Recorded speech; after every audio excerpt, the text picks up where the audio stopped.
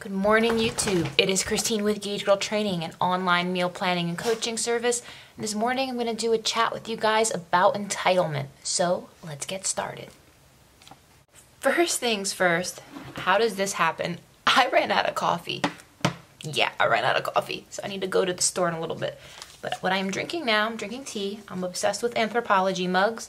This morning I'm doing Moroccan Mint by Numi. Been in a mint tea mood. I love tea, you guys know this. How did I run out of coffee? Dear God, I don't know. But I want to talk about entitlement this morning.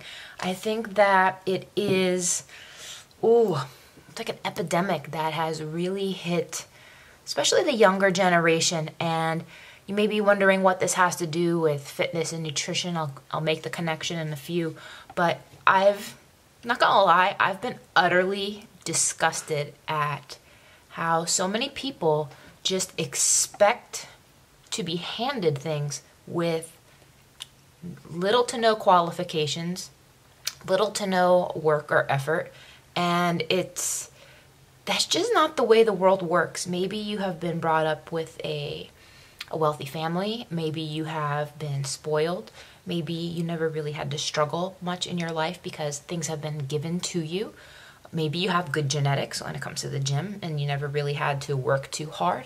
But you guys, that's not life. I'm one of those people, like, I swear to you, nothing has ever come easy to me. Anything that you see me, like, thriving at, you don't even know the blood, sweat, and tears that I had to put into that. And I just want to encourage anybody who has somewhat of a bit of an attitude right now that that their fitness, their weight loss, their nutrition isn't coming easy. You guys, it's not easy.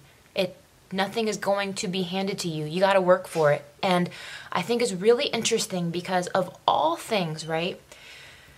I feel like health is almost like the great equalizer when it comes to like discipline and hard work, because I feel like if you have a lot of resources, you can have a leg up in the sense of you can buy better education, you could buy better makeup, you could buy better skincare, you can buy better this, but like you can't buy hard work. Only you can do the hard work. You could hire the best personal trainer, you can hire the best nutritionist, you can buy the most expensive organic bougie food on the planet, but if you don't do the work, like, abs can't be bought, guys. And the thing is, if you get liposuction and all that nonsense, you're going to look like you got liposuction. You're not going to look like a just authentically strong, healthy person.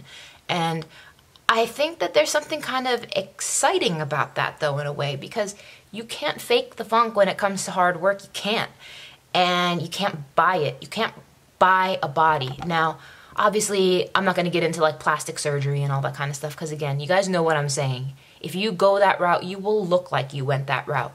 But there's just something really great about the whole equalizer of health and fitness, because you can't buy it, you can only earn it. And for those who are used to having things bought for them, those who are used to things being easy, those who are just lazy, like you guys, like, laziness isn't cute. It gets to a point, especially if you're an adult, that you just need to snap out of it, roll your sleeves up, and do something. I'm sick and tired of just hearing people who want a better body but aren't willing to give things up. I had a client.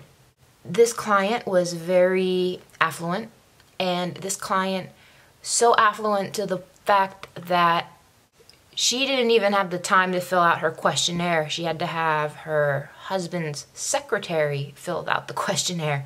And it was just like, I have a strict no alcohol policy on the program. It's like, that's just how it is. If you want to do this program, you can't drink.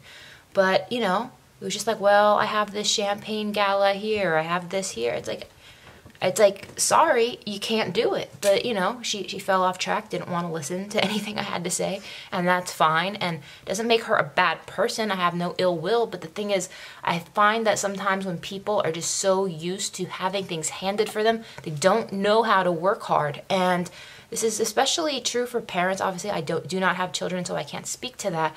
But you can't just hand everything to your kids. Like, my mom, did not, my parents are very supportive. They have always helped me. They've always uplifted and encouraged me. But I did not have things handed to me. Like, I had a job doing chores. I always had the second I was able to legally work, even though my parents had me working as a 5 years old at my dad's store, but once I was legally allowed to work at 14 years old, from then on up, I worked. And I thank God for the fact that my parents didn't spoil me. Like, I was able to pay my own car insurance at 16, pay my own car payments through college. I worked internships the entire way. Like, I always had a job. I always had my own resources. I'm getting a little off track, but my point is, you guys, for those of you who are in this entitlement mentality that you think that you just deserve whatever it is you want just because you woke up and feel that you want it, wake up, sweetheart. It doesn't work that way. You have to do the work.